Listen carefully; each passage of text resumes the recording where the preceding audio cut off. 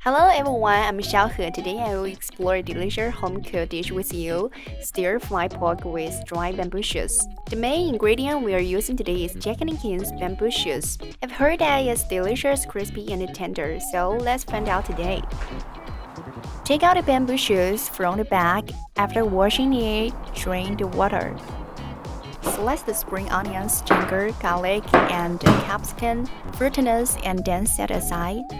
Slice the pork belly. Heat wok and add oil. Stir fry the ingredients until fragrant. Add the pork belly and stir fry. Add the bamboo shoots and continue stir frying for 2 to 3 minutes.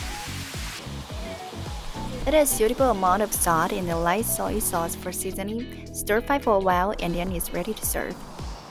Wow, it smells so good. It looks very appetizing. Let's take a bite. The taste is absolutely delicious, crispy, tender, and refreshing. Jack&King's bamboo shoots is made from tender bamboo shoots in deep mountains. It's nutritious, green, and free of pollution. This dish is not only nutritious but also delicious. Let's give it a try. That's all. Thank you for watching. See you next time. Jack&King's, a taste of China, anytime, anywhere.